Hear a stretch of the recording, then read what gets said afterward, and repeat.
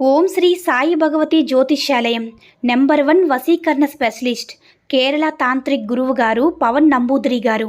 కేరళ నుంచే నేరుగా పరిష్కారం లభించును.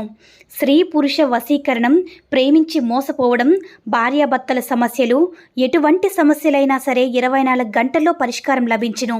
గురువుగారి ఫోన్ నంబర్ 9043637512. ఓం సాయిరామ్. సమర్థ సద్గురు సాయినాథ్ మహారాజ్కి జై. సాయిబాబా భక్తులందరూ కూడా నమస్కారం అండి. సాయినాథుని ఆశీస్సులతో అందరూ కూడా సుఖంగా, సంతోషంగా, అష్టైశ్వర్య, ఆరోగ్య అభివృద్ధితో ఉండాలని మనస్ఫూర్తిగా కోరుకుంటూ ఈరోజు ఈ వీడియోని మొదలు పెడుతున్నాను. ఈరోజు వీడియో ఏంటంటే, నా విభూతిని తాకు బిడ్డ, రేపటి రోజున నువ్వు ఊహించినటువంటి తీపి కబురు నీ చెవున పడుతుంది, నమ్మకంతో విను అని మన బాబాగారు అయితే ఈరోజు మనకి అద్భుతమైనటువంటి సందేశంతో అయితే మన ముందుకు వచ్చారండి. మరి మన బాబాగారు ఏమంటున్నారంటే, బిడ్డ, నేను ప్రతిరోజు కూడా నీకు చెప్తూనే ఉన్నాను కదమ్మా, అతి త్వరలో నీకు మంచి రోజులు రాబోతున్నాయని, నీ జీవితం కూడా మారబోతుందని, నీ ఆశలు నేను నెరవేరుస్తానని. ఇదిగో ఇప్పుడు ఆ సమయం వచ్చేసింది. నీ జీవితానికి కావలసిన మంచిదాన్ని నేను ఏర్పాటు చేసేసానమ్మా. ఈరోజు నీ బాబాని చెప్తున్నాను కదా, ఈ సందేశం విని రేపటికి శుభకరమైన రోజును మొదలుపెట్టు. అన్నీ నీకు శుభకరంగానే జరుగుతాయి తల్లి. నువ్వు తలపెట్టిన పనులన్నీ కూడా పూర్తవుతాయి. నువ్వు కోరినవన్నీ జరుగుతాయి. ఈరోజు ముగిసేలోపు నువ్వు నీ మనసులో నాకు ధన్యవాదాలు కూడా చెప్తావు బిడ్డ. వెంటనే నీ తండ్రి యొక్క విభూతిని తాకి నేను చెప్పేది విను. ఇది నీకైన వార్తమ్మా. ఎప్పుడూ నువ్వు నన్నే ప్రార్థిస్తూ ప్రతిక్షణం నన్నే తలుచుకుంటూ ఉన్నావు కదా. నీ ప్రతి సమస్య, కోరిక అన్నీ కళ్ళల్లోకి చూస్తూ చెప్తూనే ఉన్నావు. నేను అన్నీ వింటూనే ఉన్నానమ్మా. ఎందుకంటే అన్నీ వింటూ ఉండి కూడా ఎందుకు మౌనంగా ఉన్నారన్న ఆలోచన నేను మొదలైంది కదా. నేను మౌనంగా లేని తల్లి. నీకు కావాల్సిందే, నువ్వు కోరినవి, నీకైన పనులు నేను ఎప్పుడు కూడా చేస్తూనే ఉన్నాను. అలాగే నా పనులు నీకు కనిపించకపోయినా సరే, నన్ను నువ్వు గుర్తించలేకపోయినా సరే, ఎప్పుడు కూడా నీ వెంటే ఉంటానమ్మా.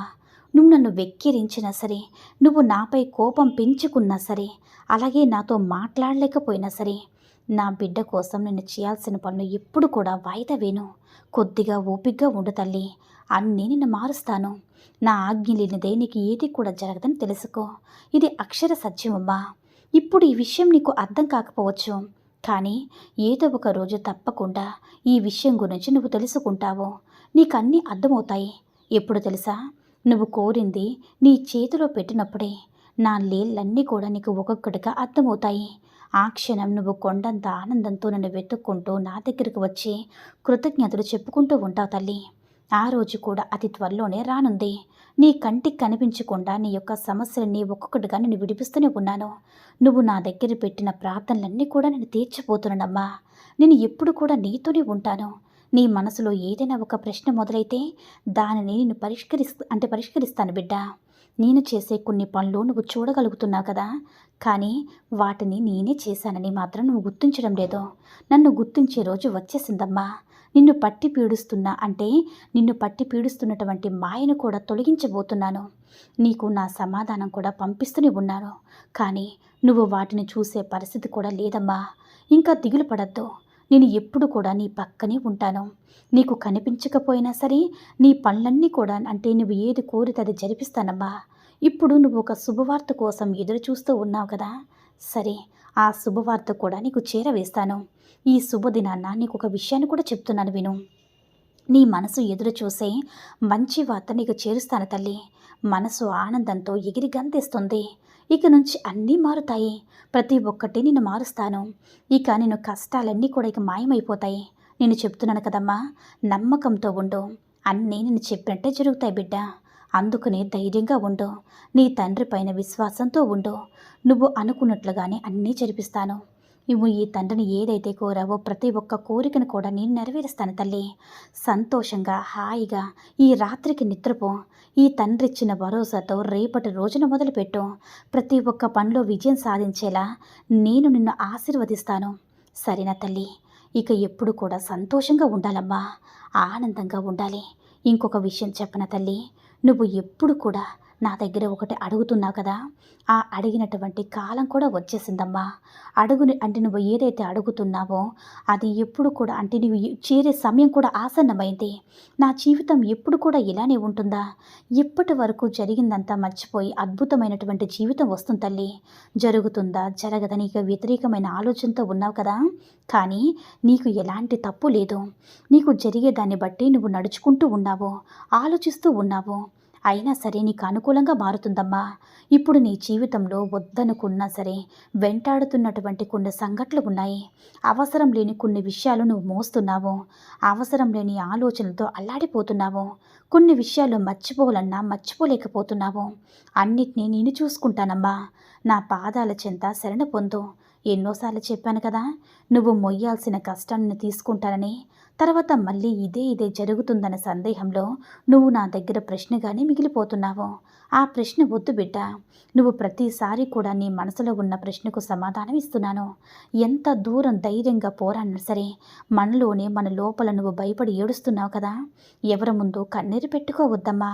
ఎవరి ముందు కూడా తక్కువగా నిన్ను నువ్వు నిరూపించుకోవద్దు.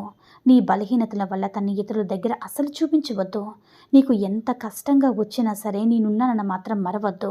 నా దగ్గర అడుగుతున్నావు కదా, ఎంత దూరం ధైర్యంగా పోరాడినా సరే ఎవ్వరి ముందు కూడా నువ్వు తక్కువ కాకూడదని చూసుకున్నా సరే ఎవ్వరి జారి కూడా తీసుకోకూడదనే వైరాగ్యంతో ఉన్నావు కదా. నాకు ఎందుకు అంత మనసు కష్టంగా ఉంది బాబా.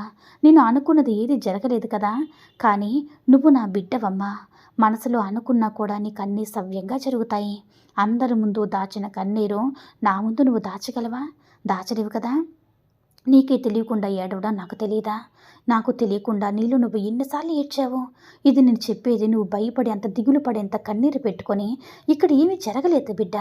నువ్వు ఎదురుగా చూసేదంతా కూడా నీకు నెరవేరుతుంది, కానీ కొంచెం కాలం అవుతుంది అంతే బాబా.